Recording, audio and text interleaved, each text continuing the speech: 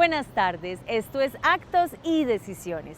Esta semana el presidente de la Asamblea nos hablará de los adultos mayores en Antioquia.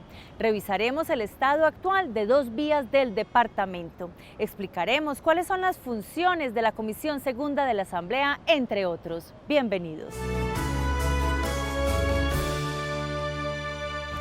En el mes del adulto mayor, el presidente de la Asamblea, Jaime Cano, nos habla de esta población en Antioquia, de los centros Vida Día y de los cabildos mayores. Además, hace un llamado para que cuidemos y protejamos a las personas que están en esta etapa de la vida. Hoy quiero comenzar contándoles los programas, los proyectos del adulto mayor en Antioquia. Primero, felicitar a todos los adultos mayores, porque es el mes del adulto mayor, el mes de agosto. Felicitarlos a todos, un mensaje pues de salud para todos, un mensaje de estimularlos para que sigan comprometidos con los programas y proyectos liderados desde el departamento de Antioquia y que están en el plan de desarrollo. Contarles que con entusiasmo tengo que compartir que se han construido más de 50 centros Día Vida en Antioquia, gracias a la estampilla del adulto mayor desde hace 7 años, que fue una iniciativa mía y que logramos implementar en el departamento. Y se recaudan más de 22.000 millones de pesos anual, que son recursos que van para los adultos mayores directamente, por medio de las alcaldías, en proyectos sociales y en construcción de centros Día Vida. Por esto compartir que ya más de 50 centros Vida Día están construidos en el departamento de Antioquia y que el actual gobierno está muy interesado en llegar mínimo en este cuatrenio, en lo que falta de gobierno, a otros 20 o 25 centros Día Vida. Los centros Día Vida son lugares donde los adultos mayores van en la mañana y se regresan en la noche a sus hogares. Y en esos centros Día Vida pues tienen diferentes espacios para recreación, para compartir con los otros adultos mayores, para estudiar. En algunos lugares estudian, en otros lugares tienen sala de cómputo para aprender el tema de computadores, en otros les dan el almuerzo, les dan el refrigerio y tienen pues su tiempo utilizado muy bien en diferentes actividades en esos centros Día Vida. También contar esa buena noticia de que siguen enviando los recursos para los proyectos sociales de nuestros adultos mayores. Entonces seguimos trabajando desde la Asamblea Departamental con mucho entusiasmo por los adultos mayores de nuestro departamento, fortaleciendo los cabildos para que participen, porque además va a haber elecciones de cabildantes en todos los municipios de Antioquia. Y en esas elecciones quiero invitar muy especialmente a todos los adultos mayores que hacen parte de los cabildos, porque los cabildos desempeñan un papel y juegan ese papel tan interesante que es vigilar que los recursos sí lleguen realmente a las personas que necesitan. En Antioquia hay más de 650.000 adultos mayores de estratos 1 y 2 que se benefician de estos recursos de la estampilla del adulto mayor. Por lo tanto, mi llamado es a que participen en el tema de elección de cabildantes en los diferentes municipios de nuestro departamento. El llamado de atención que hay que hacer es que, primero, en Antioquia venimos creciendo con una dinámica bien interesante sobre la importancia que le damos ya a nuestros adultos mayores en el departamento. Pero no faltan personas que abandonen sus familiares, sus adultos mayores. Y ya las leyes colombianas también en el Congreso de la República se han aprobado leyes que inclusive castigan a las personas que maltraten a los adultos mayores, porque también existe maltrato. Hemos venido pues avanzando mucho en el tema de políticas públicas en el departamento de Antioquia y en el país. Todos los días apreciamos más a nuestros adultos mayores, porque los adultos, al contrario, los tenemos que querer y cuidar, porque igual uno llega a adulto mayor, a la vejez, y se vuelve un niño. Entonces el llamado de atención a los familiares es que todos los días le prestemos más atención a nuestros padres, a nuestros familiares que cumplen ya una edad adulta para que les demos una vejez digna. Ya el mensaje final para todos los antioqueños y antioqueñas es que nos sigamos cuidando. El COVID sigue con nosotros y esas medidas hay que seguirlas tomando, como el tapabocas, seguir utilizando el tapabocas, el lavado de manos, seguir todavía cumpliendo con las instrucciones que nos dan desde el Servicio Seccional de Salud, porque el COVID sigue todavía con nosotros, y invitarlos a que se vacunen y que mi Dios me los bendiga a todos los antioqueños y antioqueñas.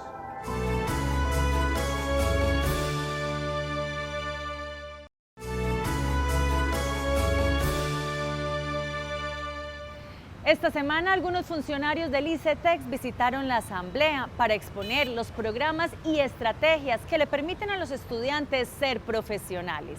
Ramiro Forero aclaró que 9 de cada 10 estudiantes pagan la deuda, lo que quiere decir que el modelo sí funciona. Veamos cuál es la opinión de algunos diputados. ¿Qué sesión tan importante resultó ser esa del ICETEX en un momento tan difícil para la economía de todos nuestros padres, que pagar el semestre, por barato que sea, de su hijo es un tema complejo? Para nosotros fue muy importante poder estar en esta sesión de la Asamblea Departamental, porque nos permitió compartir con los diputados todas las actividades y acciones que viene realizando el ICETEX en su proceso de transformación y fortalecimiento. Un proceso que está dirigido específicamente a brindarle las mejores opciones a los jóvenes estudiantes que quieren acceder y permanecer en la educación superior. Es la consecuencia del propósito superior de la entidad, que queremos impulsar esos proyectos de vida. Hoy le están apuntando más a la buena atención de los usuarios, incluso puntualmente decían que no están fijándose tanto en las transacciones, ya la operación no es la que les interesa, o sea, la plata, sino tener una relación directa con los usuarios que acceden a ICETEX. Muy importante también es haber escuchado que no es el préstamo como tal, sino que ya ICETEX se preocupa por el antes del estudio, el momento del estudio y, permítanme lo digo así, el post-estudio, después de que salen de estudiar, el año de gracia que le dan a quienes acceden a los créditos entre el fin del estudio y el acceso a la vida laboral. Una vez se le ha aprobado el crédito educativo, el muchacho tiene la garantía de contar con los recursos que le permitan financiar todo su programa académico hasta la finalización del mismo. Hemos creado giros adicionales. Si él se ve rezagado o si quiere hacer una doble titulación, tiene la posibilidad de acceder a giros adicionales para poder hacer o lograr ese cometido. El ICETEX tiene los plazos más largos que ofrece cualquier entidad, no lo ofrece ninguna entidad ni cooperativa ni financiera. Los plazos van hasta el doble del periodo estudiado, entonces estudió 5 años, tiene 10 años más para amortizar su crédito educativo. Y el cruce que hacen ellos de subsidios de educación de otros programas. Para hablar de Medellín, lo que hace Sapienza apoyando a los alumnos, lo que Serpil lo paga con seguridad matrícula cero, son recursos que para quien tenga el crédito ICETEX pues podrán cruzarse, y eso va a disminuir obviamente la necesidad de pagar mucho más recursos. ¿En qué estamos trabajando para mejorar? En la manera como prestamos nuestros servicios. Para acceder al crédito educativo del ICETEX entendemos que no somos los más fáciles ni los más ágiles, y venimos trabajando en ello. Hemos reducido el número de documentos que solicitamos. Hemos creado nuevas líneas para atender de manera asertiva esas necesidades de nuestros jóvenes estudiantes. Estamos creando nuevos canales de comunicación para que los jóvenes puedan entender y tramitar adecuadamente sus peticiones ante el ICETEX. En el tema del cobro, de la recuperación de cartera, que ha sido quizás uno de los puntos donde la opinión pública considera que el ICETEX hace un trabajo inhumano, ahí estamos también trabajando fuertemente para hacer una gestión mucho más cercana, más humana, que le obliga al ICETEX a entender la situación del joven y su núcleo familiar. Porque acá lo importante no es tanto, lógicamente, el crédito educativo, pero lo que nosotros pretendemos es que el muchacho permanezca y culmine su programa académico y se gradúe, porque eso hace la diferencia a un joven estudiante. Tenemos créditos condonables, que son aquellos que el muchacho, si acredita su graduación por lo general, puede obtener la condonación del capital de ese crédito y no paga nada.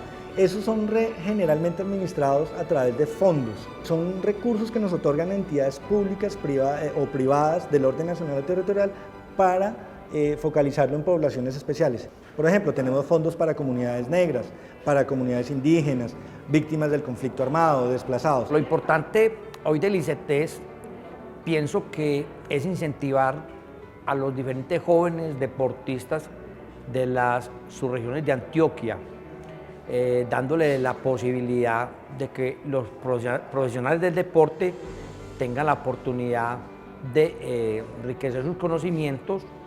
El ICETEX tiene que tratar de trabajar con Indeportes Antioquia directamente con los institutos de deportes de los municipios, acompañar a las alcaldías. El pretexto para nosotros como representantes del deporte y como dirigentes deportivos es tener las deportivas como un pretexto dentro del deporte, buscar que este mejore el carácter, mejore la disciplina a través del deporte.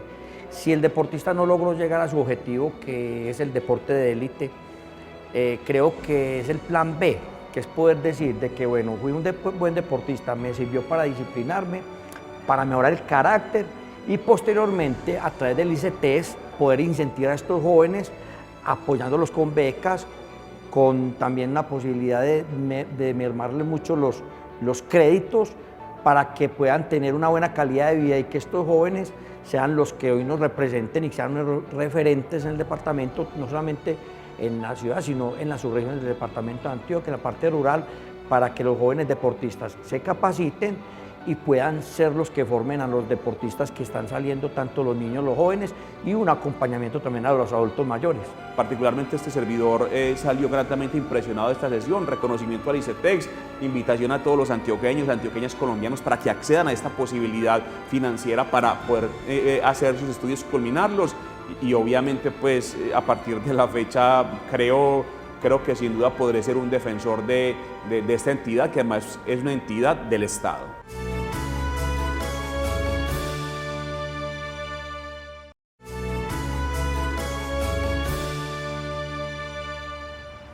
Las asociaciones público-privadas APP son un modelo necesario para países que no tienen recursos para hacer trabajo de infraestructura. Hoy revisaremos el estado actual de las vías Marinilla, Peñol, Guatapé, que afecta el sector turístico de Antioquia. También revisaremos la vía Santuario Caño Alegre, que conecta con el Magdalena Medio. Es muy importante entender que el país ha avanzado en infraestructura y que uno de sus puntos primordiales es poder ser un puerto en Antioquia, bien llámese Puerto Antioquia, bien llámese Puerto Picicí o Puerto del Norte. Pero también es muy claro, y tenemos que ser sensatos, que todo el país desde el sur, la zona andina, ya viene en doble calzada.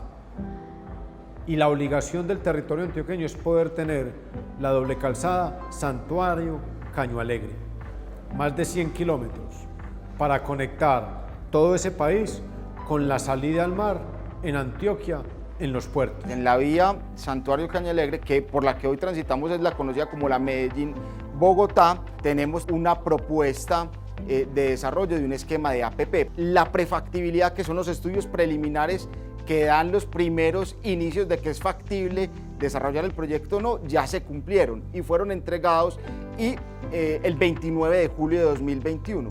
Estos estudios ya fueron aprobados por la Agencia Nacional de Infraestructura. Quiere decir esto que los originadores tendrán hasta el mes de enero de 2022 para llevarlo a nivel de factibilidad, y es la presentación del detalle técnico de cómo se desarrollará esta intervención. Primordial, un presupuesto, un estudio, un análisis que está en camino, pero que se tiene que concretar de parte del gobierno nacional, porque esa es la vía que todos llamamos Medellín-Bogotá. Y cuando la gente llega a Puerto Salgar, en doble calzada, en la Ruta del Sol, por el río Magdalena, encuentra una vía de un carril desde Puerto Boyacá, Puerto Triunfo, hasta Santuario. Antioquia se tiene que concentrar en infraestructura en los próximos 5 años a lograr con el gobierno nacional, ya que es una vía nacional, para concretar los recursos y que esto sea viable.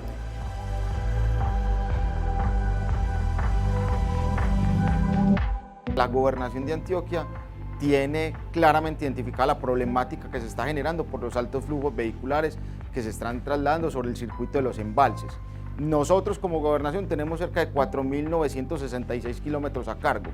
De eso solo el 37% pavimentado, equivalen cerca a 1.840 kilómetros. Entendemos que una de las alternativas que tenemos para salir de este rezago en materia de infraestructura vial es buscar nuevas fuentes de financiación.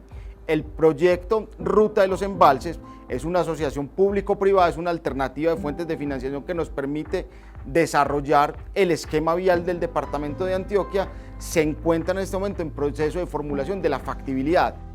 En este momento esa etapa se encuentra suspendida y es porque la pandemia alteró los flujos vehiculares que no permiten al contratista originador desarrollar los cálculos de demanda actual del corredor. Está suspendida hasta el mes de enero de 2022 y de allí tendrán 8 meses para llevar este proceso a cabo y permitir a la Secretaría de Infraestructura Física del Departamento de Antioquia su análisis y posterior concepto de favorabilidad. Tenemos una vía que es primordial y que hoy se concurre desde el día lunes hasta el día domingo, y es la vía Marinilla, el Peñol, 13.5 kilómetros, y el Peñol Guatapé, 11.2 kilómetros. Es necesario que por lo menos empecemos Marinilla, el Peñol. ¿Para qué?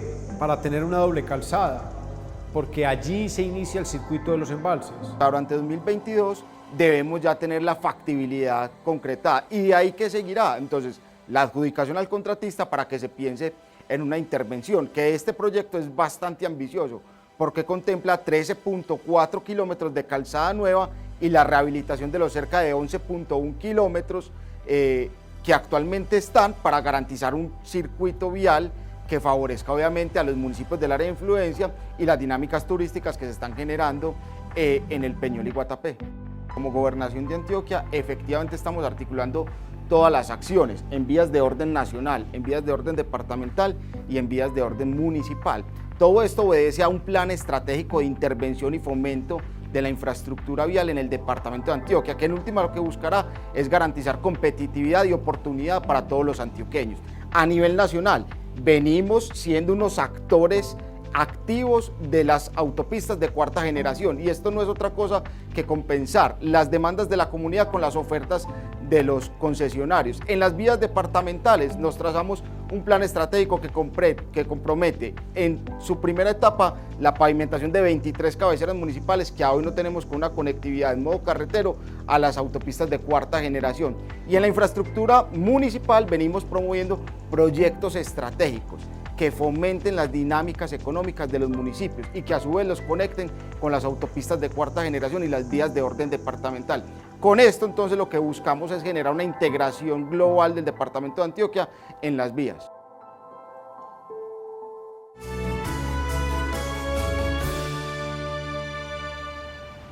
La Comisión Segunda, Presupuesto y Cuentas de la Asamblea tiene como objetivo fundamental la discusión, análisis, modificación y aprobación de los ingresos y egresos del presupuesto de la Gobernación.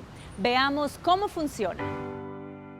Esta comisión tiene que ver con todo el presupuesto no solo de la Asamblea Departamental de Antioquia, sino también de la Gobernación de Antioquia. Esta comisión segunda pertenecemos 5 diputados, donde están el doctor Roque Arizmendi, el doctor Juan Esteban Villegas, el doctor Jonathan Roldán, el doctor Jairo Ruiz y yo, José Luis Noreña, como presidente actual de la Comisión del Presupuesto.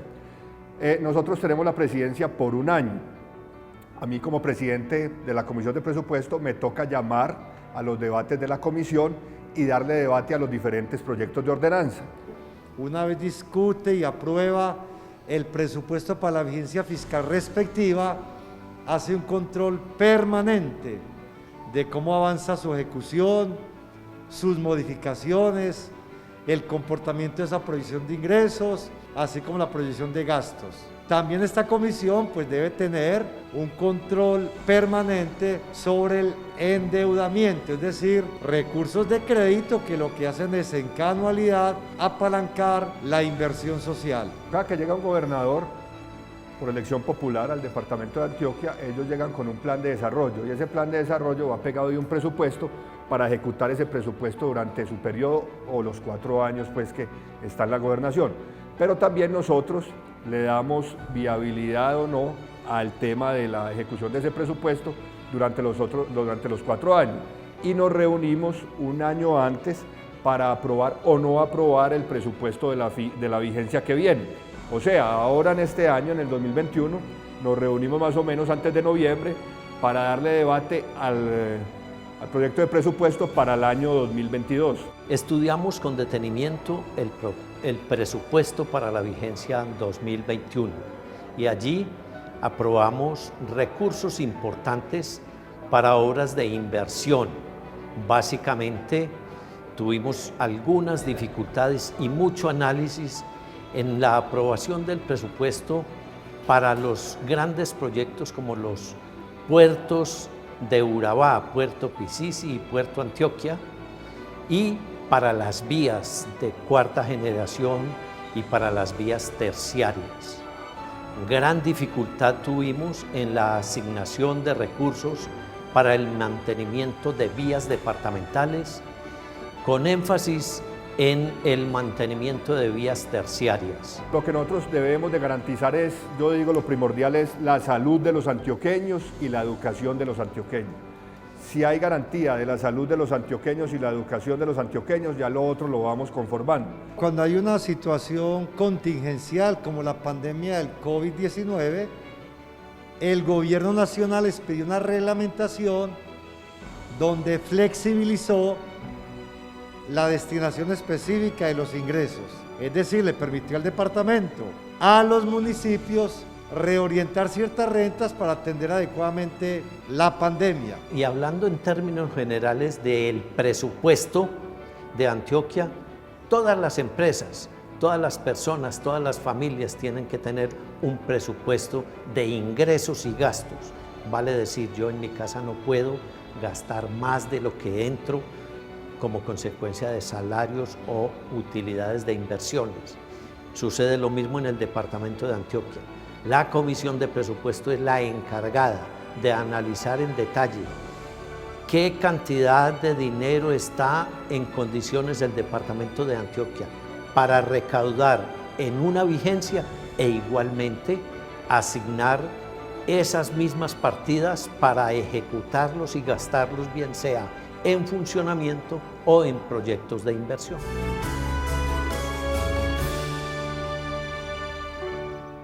Por hoy hemos llegado al final de Actos y Decisiones. Gracias por acompañarnos.